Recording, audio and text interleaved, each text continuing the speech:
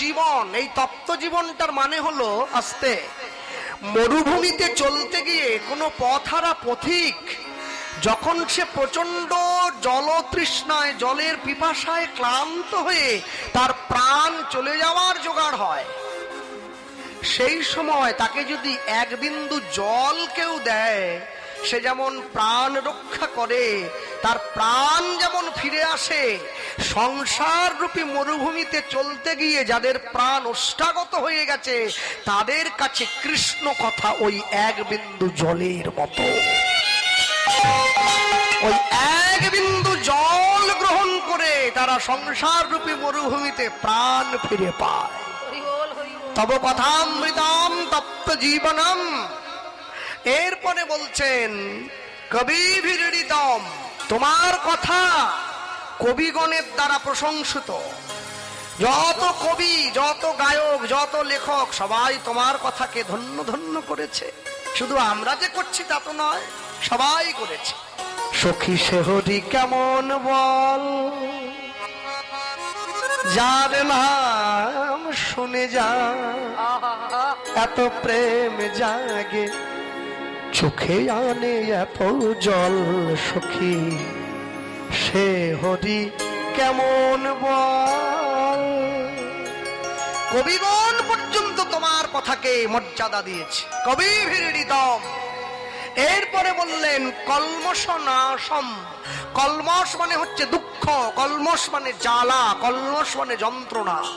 তোমার কথা শোনা মাত্র, বলার দরকার নেই, শোনা মাত্র জীবের ত্রিতাপ জ্বালা দূরে চলে যায়। এরপরে বলছেন শ্রবণ মঙ্গলম, শুনলেই মঙ্গল। হ্যাঁ, এরপরে বলছেন শ্রীমদাততম, যে কথায় আনন্দ একটু একটু করে বর্ধিত হয়, কোনোদিন কমে না। আজ থেকে 500 বছর আগেও নাম শুনেছিলেন তো, হরে কৃষ্ণ কৃষ্ণ কৃষ্ণ হরে হরে, হরে রাম রাম রাম হরে হরে। এখন 2025 সালেও তো নাম একই হচ্ছে, কিন্তু যারা গুছিয়ে সুন্দর করে নাম গায়, লোকে বলে বাবা আরেকটু গাও তো, কেউ তো বলে না নামটা পাল্টে দাও। এটাই নামের মহিমা। যত শুনবেন তত মঙ্গল হবে, তত আনন্দ বাড়বে। শ্রীমদাততম ভুরি গৃণন্তিতে ভুরিরা জনা। তোমার এই কথা যারা জগৎ মাঝে বলে বেড়ায়, যারা প্রচার করে বেড়ায়, কোনো মূল্যেই তাদেরকে কেনা যায় না, তাদের মূল্য সবার উপরে থাকে। কে নিন্দা করলো, কে বাজে কথা বললো, কে কটু কথা বললো, হ্যাঁ মনে রাখবেন যারা বসে আছেন, শ্রী গৌরাঙ্গের দুটি পদ, যার ধন সম্পদ সে জানে ভক্তি রসসার। বাস্তব জগতে চলতে গেলে প্রতিটা মানুষেরই দুটো করে পায়ের দরকার হয়। আমার চৈতন্য মহাপ্রভুর দুটো পা, নতুন করে বলার কি আছে? না না, চৈতন্য মহাপ্রভুর একটা পা হচ্ছে রাধা, একটা পা হচ্ছে কৃষ্ণ। শ্রী গৌরাঙ্গের দুটি পদ। এরপরে বললেন যার ধন সম্পদ। ধন সম্পদ বেশি থাকলে সমাজে যেমন সম্মান পাওয়া যায়, উঁচু স্থানে ওঠা যায়, গৌরাঙ্গের চরণটা সার করলেও ভক্তির জগতে অনেক ঊর্ধ্বে উঠে যাওয়া যায়। শ্রী গৌরাঙ্গের দুটি পদ, যার ধন সম্পদ সে জানে ভক্তি রসসার। গৌরাঙ্গ মধুর লীলা, যার কর্ণে প্রবেশিলা, হৃদয় নির্মল ভেল তার। আজিও শুনিতে যেই, শুনিতে শুনিতে সেই, কি অদ্ভুত চৈতন্য চরিত। কৃষ্ণে উপজীবে প্রীত, বাড়িবে রসের হিত, শুনিলেই বড় হবে হিত। সবাই যে বুঝবে তা তো নয়, শুনে যেতে হবে, শুনতে থাকুন। হ্যাঁ, কানে যদি ময়লা জমে যায়, একবার কাঠি দিয়ে খোঁচা দিলেই কান পরিষ্কার হয় না, বারবার করে পরিষ্কার করতে হয়। প্রথমে অল্প একটু, তারপরে আরেকটু, তারপরে আরেকটু, শেষে একটু সর্ষের তেল দিয়ে এরকম করলে পুরো কানটা পরিষ্কার হয়ে।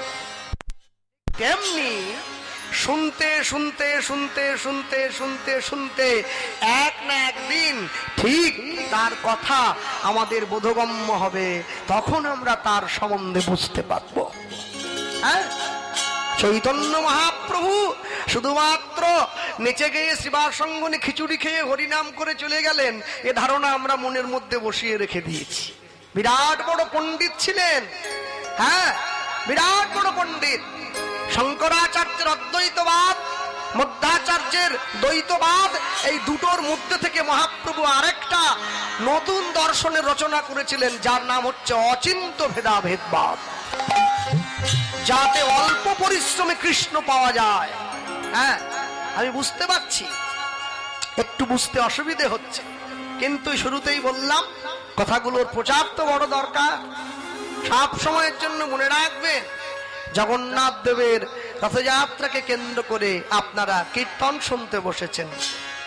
জগন্নাথ দেব তো রথে এসে বসেন, 7 দিনের জন্য মাসি বাড়িতে যান, আবার ঘুরে আসেন। তো জগন্নাথ দেব যে রথে এসে বসেন, এত মানুষে যে রথ টানতে ছুটে যান, কেন যান? লোকে বলে রথের টান দিলে একটু পুণ্য হবে। তো রথের টান দিলে পুণ্য হবে, তো আমাদের দীঘাতে রথ হচ্ছে, ওখানে যান। এবছর শুরু হয়েছে, এটা এই তো সোনারপুরে রথ হয়, টান দিয়ে দেন। পুরীতেই কেন? পুরীতে কি জন্য কেন যায় জানেন?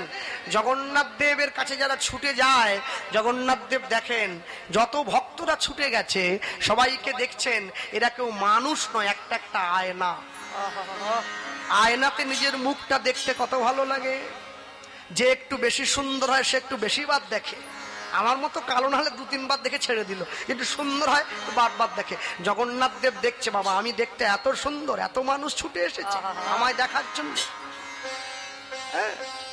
এই যে আয়না, জগন্নাথ দেব আপনাদের দিকে তাকালেন, আর যখনই আপনাদের চোখের দিকে তিনি তাকাচ্ছেন, তার মুখটা আপনাদের চোখে মুখে ভেসে উঠছে।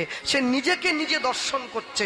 সে যখন আপনার চোখে তাকে দর্শন করছে, তাকে দর্শনের পুণ্য আপনি এমনিতেই অর্জন করে দিচ্ছেন। এর জন্য জগন্নাথের রথে ছুটে যাওয়া। ঠিক চৈতন্য মহাপ্রভু সে কাজটাই করলেন। শ্রী গৌরাঙ্গের 2টি পদ, যার ধন সম্পদ সে জানে ভকতি রসসার, গৌরাঙ্গ মধুর লীলা যার কর্ণে প্রবেশিলা, হৃদয় নির্মল হলো তার। নির্মল হলো তার। বারবার ধরে যদি মনের আয়নাটায় ময়লা পড়ে যায়, বড় ময়লা জমেছে মনে, সব ঘৃণা ভুলে তোমার আঁচলে মুছে দাও সযতনে। বারবার ধরে যদি মনে ময়লা পড়ে যায়, মনটা পরিষ্কার করতে হয়, তবে তো গৌর গোবিন্দের ছবিটা ভেসে ওঠে। এরপরে বৈষ্ণব মহাজন লিখছেন, মনটাকে পরিষ্কার করার জন্য কি করতে হবে, একদম সহজ ভাষায় লিখলেন কি, যে গৌরাঙ্গে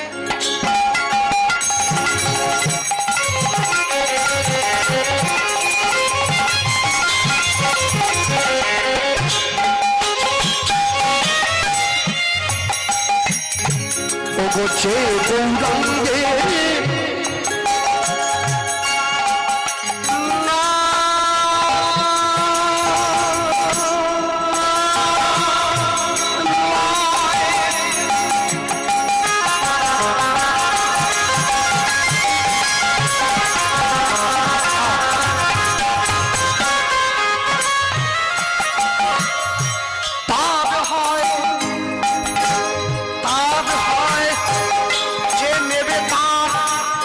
মুচি হোক, চন্ডাল হোক, ব্রাহ্মণ হোক, যে নেবে তার হয় কৃষ্ণ প্রেম।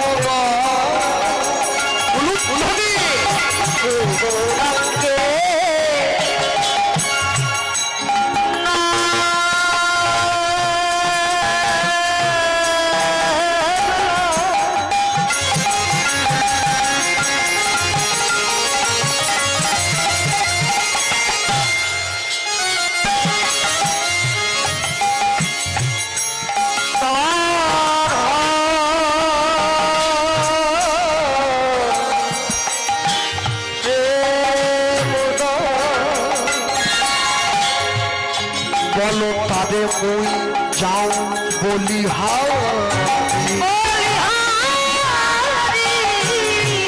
তাদের ওই যাও বলিহারি।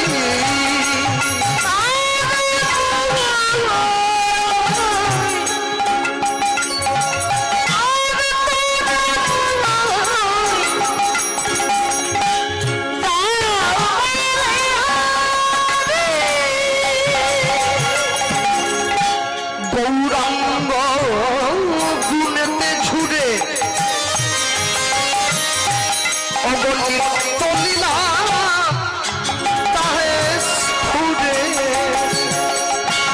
গৌরাঙ্গ লীলাতে ঝরে।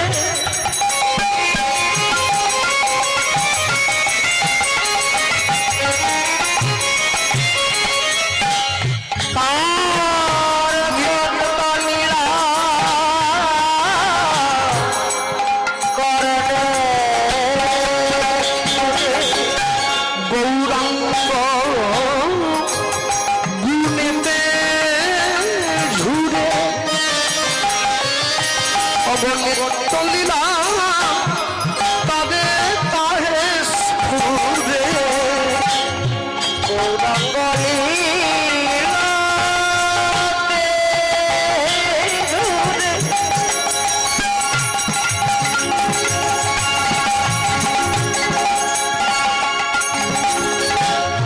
নিত্য লীলা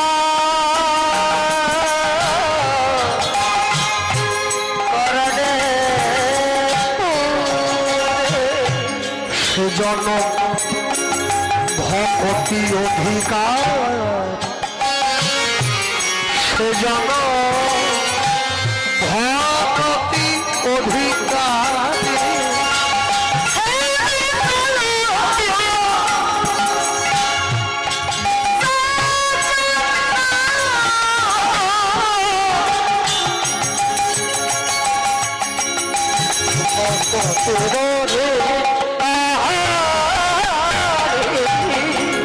আমার গৌর জানলে সব জানা হলো ওরে গৌর জানে সব জানাবে। গৌর জানলে সব জানা হলো ওরে গৌর জানে সব জানাবে। শাস্ত্র জানলে যা না হলো আমার গৌর জানে সব জানাবে। তুমি শাস্ত্র জানলে যা না হলো গৌর জানলে তাই জানা হলো ওই না শাস্ত্র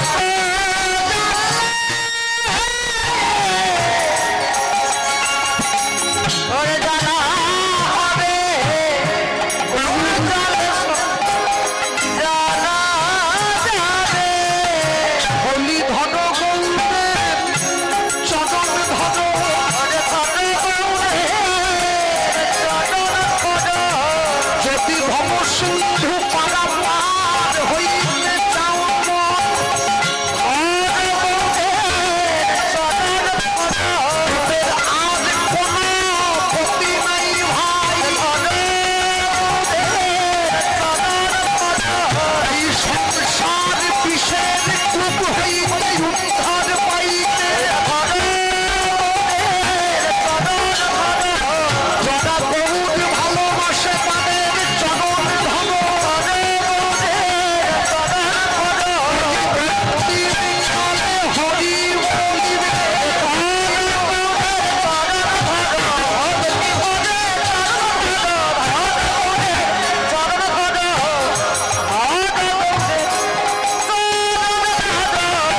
সেজন ভকতি অধিকারী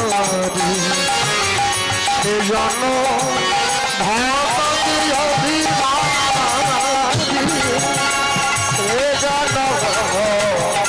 সে জন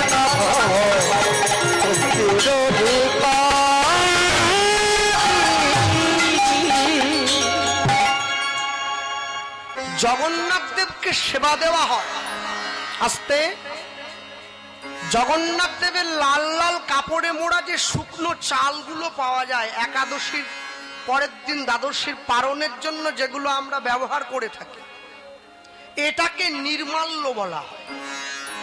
কেন? এটা সরস নয়, এটা নিরস, ভেজা নয়, শুকনো, একে নির্মাল্য বলা।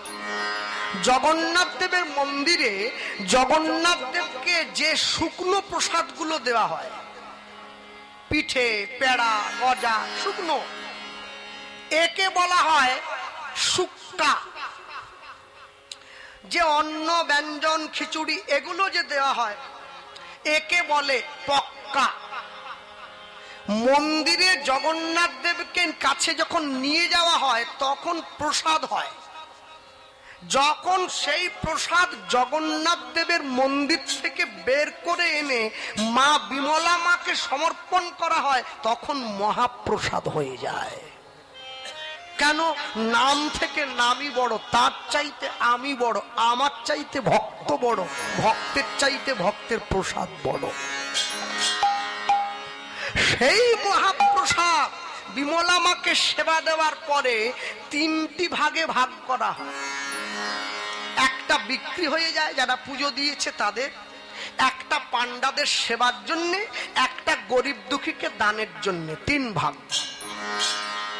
যেটা আনন্দবাজারে গিয়ে আমরা কিনে পাই উড়িষ্যা পুরীতে গেলে, ওটা দানের প্রসাদ। গরিবরা এনে আনন্দবাজারে দান করে বা বিক্রি করে, সেইটা আমরা কিনে পাই। এইটা হচ্ছে প্রসাদের কার্যক্রম। এইভাবে প্রসাদ হয়। হ্যাঁ, একটা ছোট সাদা বাক্সে একটা জগন্নাথের ছবি দিয়ে, একটা পেড়া, একটা সন্দেশ দিয়ে রেশন দোকানদার বাড়িতে দিয়ে দিচ্ছে, বলে প্রসাদ নাও। এ প্রসাদ নাকি? এ প্রসাদ না, এ পেড়া আর গজা খাওয়া, এ প্রসাদ বলে না। রেশন দোকানদার প্রসাদের মাহাত্ম্য জানে নাকি? জানে না, আমি বলবো না, সবাই জানে না। লাট দিয়ে রাখা আছে, একটা গ্রামে 500 বাড়ি আছে, 500 প্যাকেট প্রসাদ, কারো পায়ে লাগছে, হাতে লাগছে, ছুঁড়ে দিচ্ছে, গড়িয়ে দিচ্ছে। প্রসাদ এত সোজা, এত সোজা। আপনি জগতে চাইলে 5 কিলো লঙ্কা কিনে নিয়ে বাড়ি যেতে পারেন, আপনি চাইলে 5 কিলো ক্ষীর কিনে নিয়ে বাড়ি যেতে পারেন, কিন্তু যদি ঈশ্বরের ইচ্ছা না হয় 5 গ্রাম প্রসাদ তার ইচ্ছা ছাড়া নিয়ে যেতে পারবেন না। প্রসাদটা নেওয়া হয় তার ইচ্ছে, আপনি জোর করে চাইলেও পারেন না। সব সময়ের জন্য মনে রাখবেন, পৃথিবীতে মহাপ্রভু যখন এলেন, যখন তিনি পুরীর জগন্নাথের সম্মুখে দাঁড়িয়ে রথযাত্রার দিন নৃত্য করছেন আর রথ পিছনে টানা হচ্ছে, মহাপ্রভু নাচতে নাচতে দাঁড়িয়ে পড়ছেন। যখন দাঁড়িয়ে পড়ছেন রথটাও দাঁড়িয়ে পড়ছে। মহাপ্রভু ঘুরে একবার জগন্নাথকে পিছন দিকে দেখছেন, বাহ, আমি এরম ছিলাম দেখতে, হ্যাঁ এরম হয়ে গেছে। আর নিজেকে দেখছেন, আবার সামনে নৃত্য করছেন, আবার রথ চলছে। মানে সাক্ষাৎ যেন মনে হয় দুই জায়গায় দুই জগন্নাথ দাঁড়িয়ে আছে। রথের উপরে অচল জগন্নাথ, রথের নিচে সচল জগন্নাথ। হ্যাঁ, বাসুদেব ঘোষে কহে জড়ো করি হাত, যেই কৃষ্ণ সেই গৌর সেই জগন্নাথ, পদে আছে না? সকলে পড়েছেন তো আপনারা, মনে রাখবেন। এই কথাগুলি এজন্য প্রচার করছি যাতে মানুষের অন্তরে সম্যক ধারণা তৈরি হয়ে যায়। যারা বৈষ্ণব দেখলে নিন্দা করে, ব্রাহ্মণ দেখলে কটু কথা বলে, ভক্ত দেখলে কটু কথা বলে, কেন বলে, কি জন্য বলে? তাদের অন্তরে সম্যক ধারণাটা আগে দিতে হবে, আগে সম্যক ধারণা দিতে হবে। হ্যাঁ, একজন ভক্ত মানে আমার অনুগামী আর কি, জয়নগর থেকে ফোন করে আমাকে বলছেন, দাদা আমার স্ত্রীকে নিয়ে আমি কলকাতায় বড় একটা হসপিটালে গিয়েছিলাম আজকে 2 দিন, আজকে ফিরে এলাম। আর তারপর বলছে আমার স্ত্রী ভালো আছে, কিন্তু যখন আমার স্ত্রী ভর্তি করেছিলাম আমি তো বাড়ি আসতে পারিনি, ওখানে বসেছিলাম। তা আমি দেখলাম ওই নার্সিংহোমের মধ্যে একটা বড় রাধাকৃষ্ণের মূর্তি বসানো আছে। এই দেখুন, সম্যক ধারণা নেই, কিন্তু কি বলছে, রাধাকৃষ্ণের মূর্তি। মূর্তি কার হয়? মা কালী। মূর্তি কার হয়? দুর্গা। মূর্তি কার হয়? শিব। রাধাকৃষ্ণের মূর্তি নয়, বিগ্রহ। এই সম্যক ধারণা, হ্যাঁ, যার জন্য আজকে সনাতন হিন্দু ধর্মের মানুষের একটা দুর্দশা। ধারণা নেই কাকে বিগ্রহ বলা হয়, মূর্তি কাকে বলা হয়। মূর্তি কাকে বলা হয় জানেন? যেটা আপনি আপনার আবেগ দিয়ে তৈরি করেছেন, একে মূর্তি বলা হয়। কাকে বিগ্রহ বলা হয়? যার প্রতি আপনার আগ্রহ আছে তাকে বিগ্রহ বলা হয়। রাধাকৃষ্ণের মূর্তি নয়, রাধাকৃষ্ণের বিগ্রহ। হ্যাঁ, তা উনি বলছেন ওইখানে রাধাকৃষ্ণের মূর্তি বসানো আছে। তাহলে তারপরে বলছে ওই মূর্তির সামনে রূপোর থালা বাটি গ্লাসে করে গোবিন্দকে সেবা দেওয়া আছে। মা ভালো জিনিস, কিন্তু হলে হবে কি? তারপর বলছে রূপোর থালা গ্লাসটা দেখলেন দাদা, আমিও দেখে আনন্দ পেয়েছিলাম, কিন্তু একটা জিনিস দেখে দুঃখ পেলাম। কোনটা? বলছে গোবিন্দের থালার সামনে 4টে নকুলদানা দেওয়া আছে। তো পাশাপাশি তো আরো মানুষ ছিল, তো উনি ওনার স্ত্রীকে ছুটি করে নিয়ে বসে ওখানে বসে স্ত্রীকে বলছেন, দেখো গোবিন্দের সামনে রূপোর থালা দেওয়া আছে, কিন্তু থালায় অন্য কিছু না দিয়ে, এত বড় হসপিটালের মালিক, সে তো ভালো কিছু দিতে পারত, 4টে নকুলদানা দিয়ে দিয়েছে। তো ওনার পাশে একজন বসেছিল, তিনি ওনাকে জিজ্ঞাসা করছে, কেন বিরিয়ানি দিলে ভালো হতো? একে বলে বাঙালি, বুঝেছেন? সম্যক ধারণা নেই। একটা মুসলিম টুপি পরে যাচ্ছে, আরেকটা মুসলিম তাকে দেখে কোনোদিন অপমান করে কি? করে না। একটা বাঙালি গোবিন্দ সেবার কথা বলছে, আরেকটা বাঙালি তার পাশে বসে ফাজিলের মতো টোন কাটছে, বিরিয়ানি দিলে ভালো হতো। আমি এই জন্যই কথাটা বললাম, আগে নিজেকে চিনতে শিখতে হবে। আপনারে লয়ে বিব্রত রহিতে আসে নাই কেহ অবনী পড়ে, সকলের তরে সকলে আমরা, প্রত্যেকে আমরা পরের তরে। এই যে তিলক দেয়া হয়েছে না, এটা শুধুমাত্র কৃষ্ণ ভক্তি গৌর ভক্তির পরিচয় নয়, এটা দেশ ভক্তির পরিচয়। তাহলে আপনারা বলুন, যারা কপালে তিলক দেয় নাই তারা কি দেশভক্তি করে না? আমি একবার সে কথা বলিনি, কিন্তু যখন ছেলে যুদ্ধে যায়, মা তার কপালে দেশের মাটি নিয়ে তিলক দিয়ে দেয়, যা জয়ী হয়ে যায়। যারা সবসময় কপালে তিলক দেয় তারা তো জয়ী হয়েই আছে, নতুন করে দেওয়ার দরকার কি? হ্যাঁ, সংসারের মধ্যে যত নিজেকে ডুবিয়ে ফেলবেন, সংসার তত আপনাকে নিচের দিকে টেনে ধরবে। আর যত সংসারের মধ্যে নিজেকে না রাখতে চাইবেন, তত সংসার থেকে আপনি আরো ভালো ফল পাবেন। হ্যাঁ, এমন ভাবে বন্ধুত্ব করবেন, এমন ভাবে হাত ধরবেন যেন কোনো অবস্থাতেই কোনোভাবেই হাত ছেড়ে দিতে না হয়। একটা লোক কুয়োতে পড়ে গেছে, ওপর দিয়ে আরেকটা লোক যাচ্ছে, নিচের লোকটা ওপরের লোকটাকে বলছে, বন্ধু আমায় একটু বাঁচা, আমি পড়ে গেছি। ওপরের লোকটা বলছে, আমার তো একটাই পোশাক, আমি জলে নামলে আমার পোশাকটা ভিজে যাবে না? নিচের লোকটা বলছে, তুই তোর পোশাকটা খুলে দিয়ে আয়, দেখ আমার পোশাকটা উপরে আছে, আমরা একসঙ্গে উঠবো, এখানে তো কেউ নেই, তারপর যে যার পোশাক পরে বাড়ি চলে যাবো। ওপরের লোকটা পোশাকটা খুলে কুয়োর পাড়ে রেখে ওই নিচের বন্ধুকে বাঁচাবার জন্য নেমেছে। আর যখনই নেমেছে, ওই নিচের লোকটা যে নামলো, ওর কাঁধে পা দিয়ে ওপরে এসে গেছে। এবার যে ওকে বাঁচাবার জন্য নেমেছিল, সে বলছে, বন্ধু এবার তো আমায় তুই বাঁচা। বলে, আর দরকার নেই,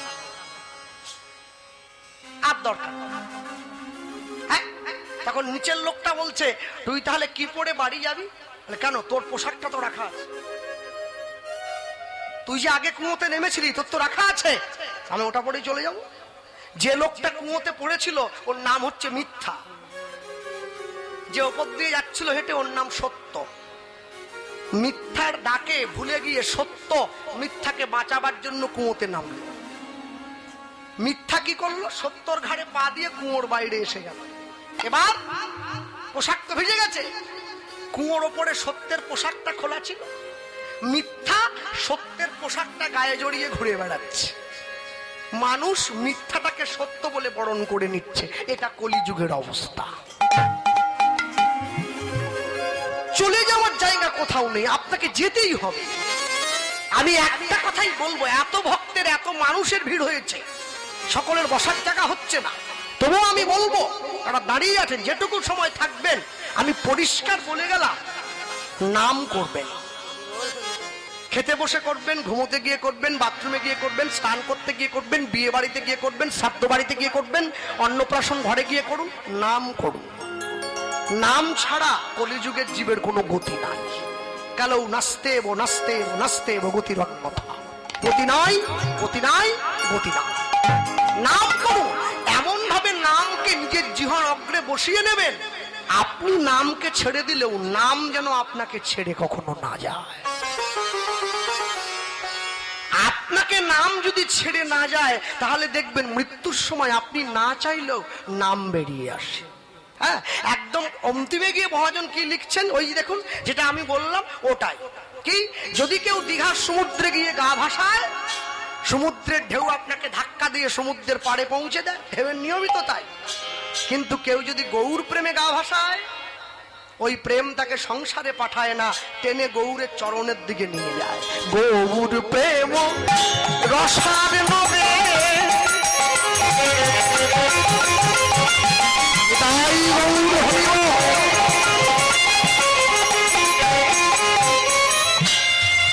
সে তরঙ্গে যে বা ডুবে ওর প্রেম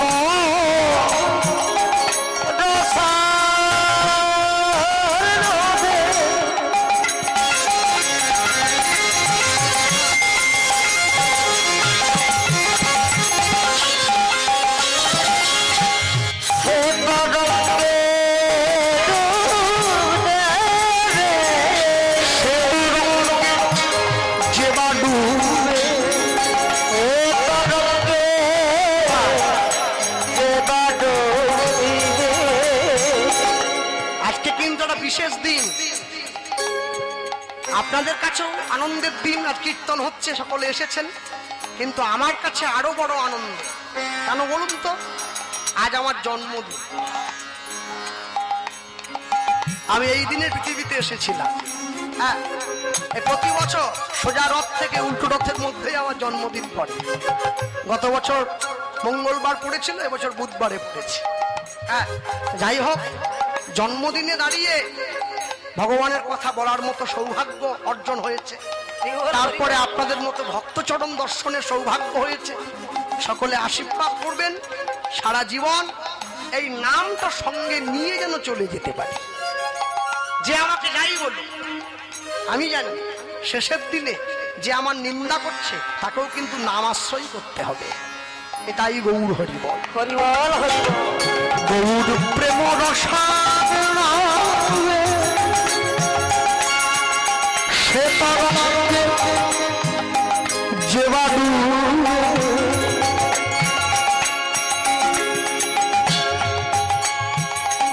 সে রাধা মাধব অন্তরঙ্গ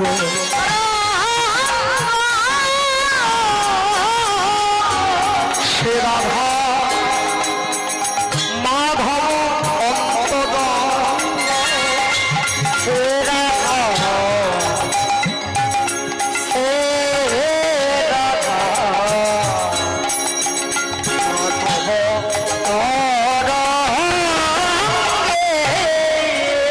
তোমরা গৃহে বা বনেতে থাকো,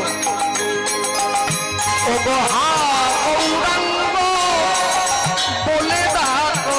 উলুধ্বনি বনেতে থাকো,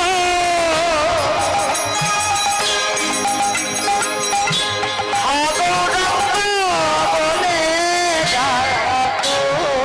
তোমরা গৃহে বা বনেতে থাকো, ও গো হা গৌরাঙ্গ বলে ডাকো। তোমরা গৃহেতে বা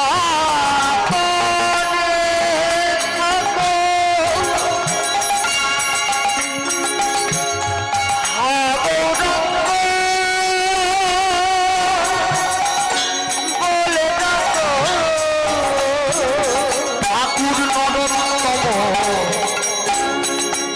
মাগে তার সঙ্গ,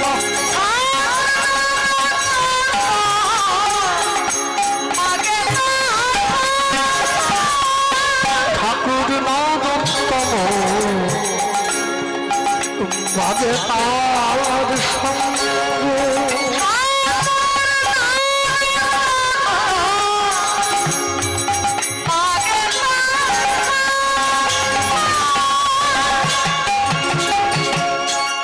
আমি এক মুখে বলতে পারি, আমি এক মুখে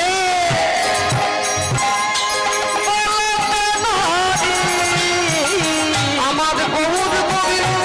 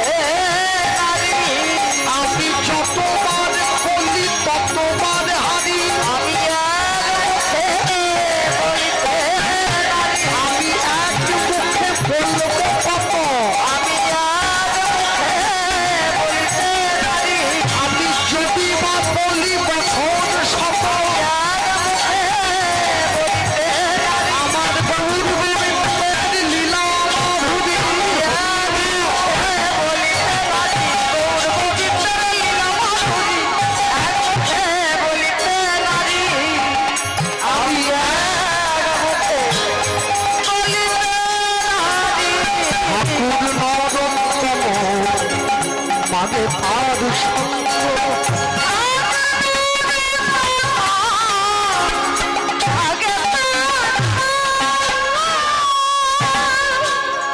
গৌর প্রেম রসার নবে যেবা ডুবে সে তরঙ্গে সে রাধা মাধব অন্তরঙ্গ গৃহে বা বনেতে থাকো হা গৌরাঙ্গ বলে ডাকো নরোত্তম মাগে তার সঙ্গ মাগে তার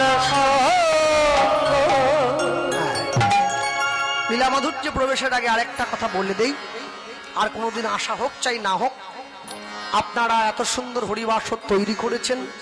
সোনারপুর থানায় এর আগেও আমি গিয়েছি, আপনাদের সঙ্গে অনেক জায়গাতে সাক্ষাৎ হয়েছে, সব জায়গাতেই ভক্ত কম বেশি ভালোই। তা দয়া করে হরিবাসরের পরিবেশ রক্ষা করবেন, এটা আমি কমিটির উদ্দেশ্যে বললাম। পরিবেশ নষ্ট যেন না হয়। হ্যাঁ, হরিবাসরকে কেন্দ্র করে দোকানপাট বসুক, আমারও আনন্দ, কিন্তু যদি মাছ মাংস ডিমটা বাদ দিয়ে দোকান বসানো যায়, এতে গ্রামেরও কল্যাণ, হরিবাসরেরও কল্যাণ। একটু লক্ষ্য রাখবেন আগামী বছর থেকে। চাউমিন হোক না, রোল হোক না, মোমো হোক না, বলছে কে? নিরামিষ করবে। 7টা দিনের তো ব্যাপার, কেটে গেলে আবার তো খাবো। যে গ্রামে হরিনাম হয়, যে গ্রামে সংকীর্তন হয়, যে গ্রামে ভগবানের ঘট বসেছে, সেই গ্রামে যে কদিন হরিনাম হবে সে কদিন গ্রামের মানুষ সম্পূর্ণ নিরামিষ সেবা করবে, তবে তো নামের কৃপা পাবে, না হলে কি করে পাবে? নাম খুব বলবান, কিন্তু কৃপাটা নিয়ে নিতে হবে। যে খেলোয়াড় ভালো খেলে তাকে আপনি 10 নম্বরে ব্যাটিং করতে নামালে হবে না। সচিন তেন্ডুলকরকে দিয়ে কি শেষে ব্যাটিং করানো হয়? প্রথমে করাতে হয়। বেশি ওভার হাতে পেলে তবে তো রানটা ভালো করে করে। তাহলে সময় থেকে নাম আশ্রয় করলে, নামের প্রতি যত্নশীল হলে তবে নামের ক্রিয়া হয়। শেষ জীবনে বুড়ো বয়সে গিয়ে নামের আশ্রয় গেলে নামের কৃপা হবে কি করে? ততক্ষণ তো নাম ছেড়ে গেছে। হ্যাঁ, বাল্য যৌবন ভজনের কাল, আর সারা জীবন দেখো অনেক জঞ্জাল। ভক্তমাল গ্রন্থে এই কথা বলেছেন প্রহ্লাদ মহারাজ তার বন্ধুদেরকে, যে বাল্য পৌগন্ডে হচ্ছে ভজনের সময়, বৃদ্ধ বয়স আর ভজন হবে না। চলো, অনেক কথা বলার আছে, বলতে গিয়ে যা বলার এই স্থানে দাঁড়িয়ে। আচ্ছা, বাংলায় একটা কথা আছে, সকলে জানেন আপনারা, মুচি হয়ে সূচি হয় যদি কৃষ্ণ ভজে, সূচি হয়ে মুচি হয় যদি কৃষ্ণ ত্যাগে। আচ্ছা, এই কথার যদি অর্থ আমরা বের করে আনি, তাহলে পরিষ্কার বাংলায় বোঝা যায়, যদি কেউ মুচি ঘরের ছেলে হয়, সে যদি কৃষ্ণ ভজন করে, তাহলে চট করে বামুন হয়ে পড়ে না, তা কিন্তু হবে না। মুচি মুচিই থাকে। আর যে ব্রাহ্মণ, সে কোনোদিন মুচি হবে না কৃষ্ণ ভজন যদি নাও করে। তাহলে কথার অর্থ কি? মুচি হয়ে সূচি হয় যদি কৃষ্ণ ভজে। কেউ যদি কৃষ্ণ ভজন করে, এই অর্থে সূচি মানে পবিত্র, সে কৃষ্ণ ভজনের অধিকারটা পেয়ে যাবে। আর কেউ যদি ব্রাহ্মণ ঘরে জন্ম নিয়ে কৃষ্ণ ভজন না করে, তাহলে কিন্তু সে ব্রাহ্মণ থাকবে, অধিকারটা হারিয়ে যাবে, সূচি থেকে অপবিত্র জায়গায় নেমে আসবে। এখন আপনারা বলুন, কে পবিত্র হচ্ছে কে অপবিত্র হচ্ছে চোখে দেখা দেখবো কি করে? দেখবেন যারা নিরামিষ খায়, যারা প্রসাদ পায়, তাদের নাকে পেঁয়াজের গন্ধ কেমন লাগে? খুব কটু। কিন্তু যে পেঁয়াজ খায় তার নাকে কিন্তু ভালো লাগে। ওই যে প্রসাদ পায় তার নাকে পেঁয়াজের গন্ধ যেরকম, ওই মুচি থেকে সূচি হয়ে যাওয়া ঠিক ওই জিনিসটা। এটা অনুভব দিয়ে বুঝতে হয়।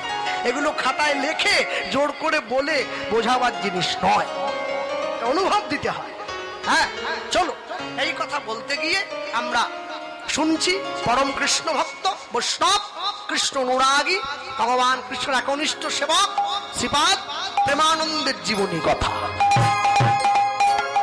আমি শুনতে গিয়ে একটুখানি বলে রাখি আপনাদের আসতে। প্রেমানন্দের বাড়ি ছিল বর্তমান কাশীধামের মেধাগ্রাম বলে একটা জায়গায়। প্রেমানন্দের বাবার নাম হচ্ছে হরিদাস, মায়ের নাম সুদেবী। প্রেমানন্দের বাবা হরিদাস, তিনি পণ্ডিত ব্যক্তি ছিলেন, কাশীর পণ্ডিত। কাশীর পণ্ডিত মানে যে সে ব্যাপার নয়, সাদা পোশাক পরতেন, মাথা নেড়া ছিল, মস্তক মুন্ডন, মাথায় শিখা ছিল, মানুষকে বিদ্যা দান করতেন, হাতে বেদ থাকতো। প্রেমানন্দের বাবা প্রেমানন্দকে গিয়ে বলছে, হ্যাঁ রে প্রেমানন্দ, বলো বাবা বড় হয়ে কি হতে চাস? বাবা আমি বড় হয়ে আমার ইচ্ছে আছে কি জানো, আমি তোমার থেকেও বড় পণ্ডিত হব। তাই পণ্ডিত হতে গেলে তো পাণ্ডিত্য অর্জন করতে হবে রে বাবা। তাই আচ্ছা, সদসে পূজ্যতে রাজা বিদ্যান সর্বত্র পূজ্যতে, এই পণ্ডিতের ভাষা। যে রাজা হয় সে নিজের দেশে পুজো পায়, যে পণ্ডিত হয় সে পৃথিবীর সব দেশে পুজো পায়। স্বদেশে পূজ্যতে রাজা বিদ্যান সর্বত্র পূজ্যতে। প্রেমানন্দের বাবা গিয়ে যখন প্রেমানন্দকে জিজ্ঞাসা করলো বড় হয়ে কি হবি, প্রেমানন্দ বলছে, বাবা আমি না তোমার থেকেও বড় পণ্ডিত হব। যেই কথা বলেছে, তাহলে তো গুরুদেবের আশ্রমে থেকে লেখাপড়া করতে হয়, আয় আমার সঙ্গে। আস্তে কথা বলো না। প্রেমানন্দের হাতটা ধরে নিয়ে প্রেমানন্দের বাবা গুরুদেবের আশ্রমে নিয়ে গেছে। প্রেমানন্দের গুরুদেবকে, প্রেমানন্দের গুরুদেব হচ্ছে ওই কাশীধামের রামানন্দ স্বামী মহাশয়, পরম কৃষ্ণ ভক্ত প্রেমানন্দের গুরুদেব। আস্তে, যারা বসে আছেন জ্ঞানীগুণী পণ্ডিত জন, মনে রাখবেন জীবনের 4টি ধাপ ছিল, ব্রহ্মচর্য, গার্হস্থ্য, বানপ্রস্থ, সন্ন্যাস। 10 বছর থেকে 25 বছর পর্যন্ত ব্রহ্মচর্য, 25 থেকে 45 পর্যন্ত গার্হস্থ্য, 45 থেকে 55 পর্যন্ত বানপ্রস্থ, 55 পরে সন্ন্যাস। 10 থেকে 25 ঊর্ধ্বলিঙ্গ ঊর্ধ্বজনী ঊর্ধ্বরতি হয়, ঊর্ধ্ব না হইলে জীবে যাবে জমালয়। পুরুষের লিঙ্গ হয় মস্তকের মণি, তা লইয়া খেলা করে দেবপদ্মজনী। শ্রীরাধিকা হয় তার প্রেমের মহাজন, সেই মানুষের বাড়ে ওজন, তাকে বলে মহাজন। দুটো জিনিসকে রক্ষা করতে শেখায় গুরুদেব, একটা ধৈর্য আর একটা বীর্য, দুটো জিনিস। 10 থেকে 25, 25 থেকে 45 সংসারে ফিরে আসবে, সংসার প্রতিপালন করবে, বিবাহ করবে, নিজ স্ত্রীকে দিয়ে সন্তানের জন্ম দেবে, ভবিষ্যতে সঞ্চয় করবে, নিজ স্ত্রী ছাড়া জগতের বাকি নারীদেরকে মা বলে সম্বোধন করবে, এটি গার্হস্থ্য। 45 থেকে 55 বানপ্রস্থ, নখ বড় রাখবে, চুল বড় রাখবে, জল ছেঁকে খাবে, গুরু দীক্ষা নেবে, নিজের কন্যা যদি উপযুক্ত হয়ে যায় নিজের মেয়ের সঙ্গে নির্জনে কথা বলবে না, স্ত্রীর সঙ্গে কথা কম বলবে, বানপ্রস্থ। 55 পরে সন্ন্যাস, সংসারের মায়া কাটিয়ে তুমি জঙ্গলে চলে যাবে, নিভৃতে চলে যাবে ঈশ্বর দর্শনের জন্য। এই পদ্ধতিটাকে গুরুকুল বলা হয়। এজন্যে সাধু ভারতবর্ষে দেখা যায়, আমেরিকা লন্ডনে দেখা যায় না। প্রেমানন্দ সেই বিদ্যাটাই শেখার জন্য গুরুদেবের আশ্রমে গেছে। গুরুদেবকে রামানন্দ স্বামী, রামানন্দ স্বামীর কাছে গিয়ে প্রেমানন্দ গুরুদেবের চরণটা জড়িয়ে ধরেছে। গুরুদেব আমি আপনার আশ্রমে থাকবো, প্রণাম করছে। এসো বাবা প্রেমানন্দ এসো, গুরুদেবকে প্রণাম করছে। বাবা দাঁড়িয়ে আছে, হরিদাস প্রেমানন্দকে বলছে প্রণাম করো গুরুদেবকে। প্রেমানন্দ গিয়ে গুরুদেবকে প্রণাম করলো। জয় জয় শ্রী গুরু, গুরু আমার প্রেম কনক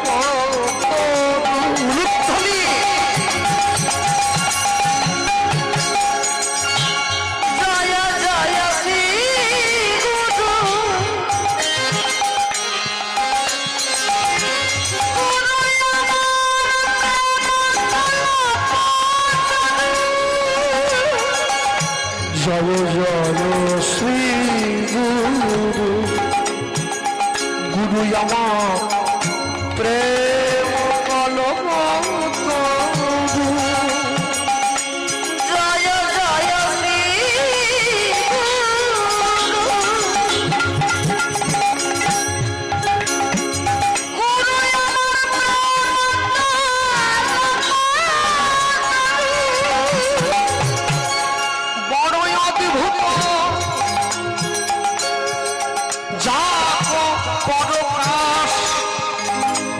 অদ্ভুত, যাক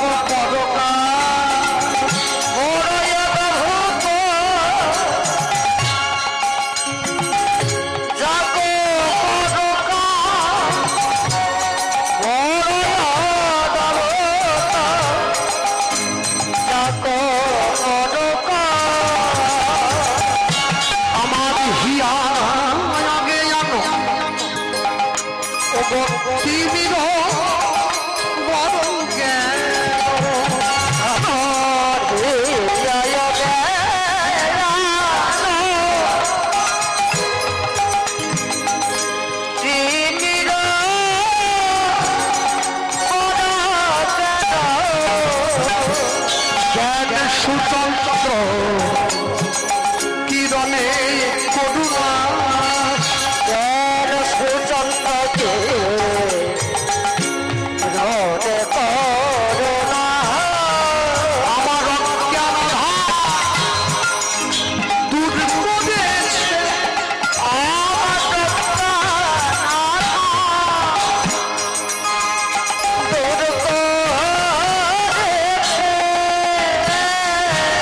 জ্ঞানের প্রতি জ্বালাইয়ে দিয়ে আমার অজ্ঞান দূর করেছে আমার জ্ঞানের বাতি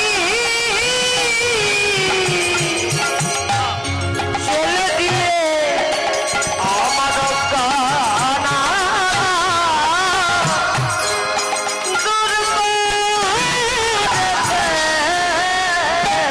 ও পরম দয়াল শ্রী গুরুদেব আমার কানা দূর করে তোমার চরণ তলে মনে আশ্রয় দিও ওই আমার মতো পতি আজ পাবে না আমায় অন্তিম কালে কৃষ্ণ বলাইও আমি দিলাম দিলাম শরণ দিলাম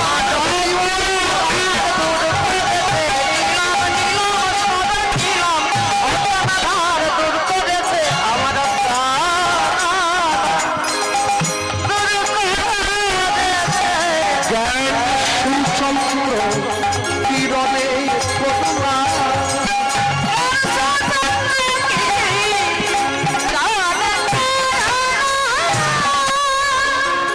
গুরু ব্রহ্মা গুরু বিষ্ণু গুরুদেব মহেশ্বর